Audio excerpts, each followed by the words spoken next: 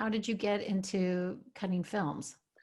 Well, I made a decision that I really wanted to be in features. It's why I went to film school. It was what really held my focus. So it just so happened that Fallen Angels was a show that was conceived to be made by feature filmmakers.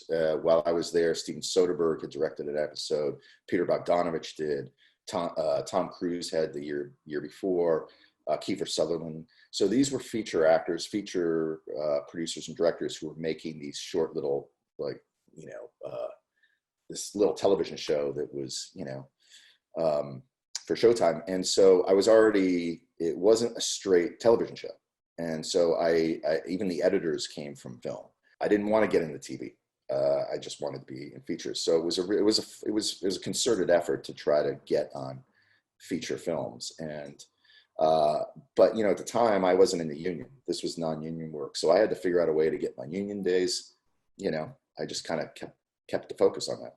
Can you talk about getting into the union and how hard it is? What are the steps you have to take? The basics are that you have to at least. I mean, I think it's essentially the same as it was, when I got in. It's been a while, but you have to do like 100 days of non-union work, and you have to be able to prove that through pay stubs, and you have to be and your position on the movie has to be some sort of assistant editor on a non-union gig. And so when you accumulate those days, you bring them to you submit them to the union, and they either accept or reject that. Most of the time they accept it, and then you get into the union and you can work on union jobs. By the time I got in the union, I had accumulated like 200 days of work. And I remember at the time I had this mania about, I got to get in the union. How am I going to do it? And somebody sat down and talked to me. It's like, what's the use of getting into the union if you're not skilled or adept at what you're doing? He said, you just use this time so that by the time you get in the union, you've made that move. You know what the hell you're doing. Can you talk us through the first time you were nominated for an Oscar, which is Walk the Line? Yeah. Well, Walk the Line, that was crazy because Walk the Line was my first movie. I'd never cut a movie before. Wait, never cut a movie. So you'd been cutting TV shows, shorts. This was your first full-time, full-length. I hadn't cut anything professionally. I was cutting freebies. I was trying to do stuff like that. Was when I met you, it was only a couple of years before I got Walk the Line. So I was really just, I was on a path at that moment in time where it was like, I wanted to get at it. I wanted to start to put myself forward as an editor. And that's a tough move because there's, hopefully you get lucky and you get promoted the way I did with Drew. But, a lot of times you just have to like sort of put a war chest together of money and like say, I'm not assisting and I'm going to try to cut, and you take whatever you can get, low budget genre pictures, no money, independent features, just so that you can start building up a resume of films and present yourself as an editor.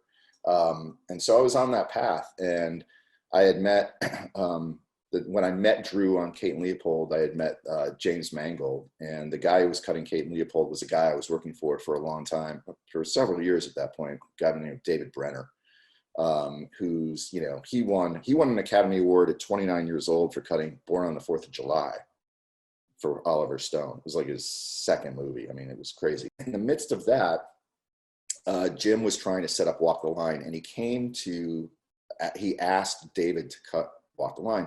David didn't want to, because David was in a position at that point where he wanted to write and direct. So he was going to take like a year off and write. And so he passed on it. Parallel to that, I had just met my ex-wife, and we were buying a house and we were pregnant all at the same time. So it was like within 8 months, I went from like living by myself to like kid in the way house.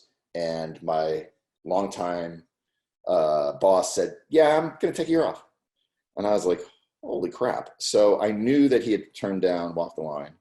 And I said, you know what? I'm going to pitch myself to Jim. I'm just going to take a flyer and, figure out a way I can like say, I want to cut this movie. And I went to the studio and said, how can you guys help me? And they said, we can't do anything for you because you're nobody and you've cut nothing. So there's nothing we can do, but good luck.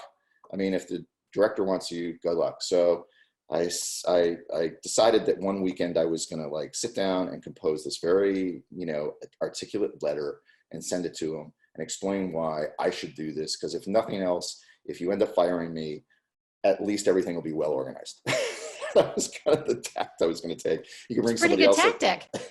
So, so in the midst of doing that,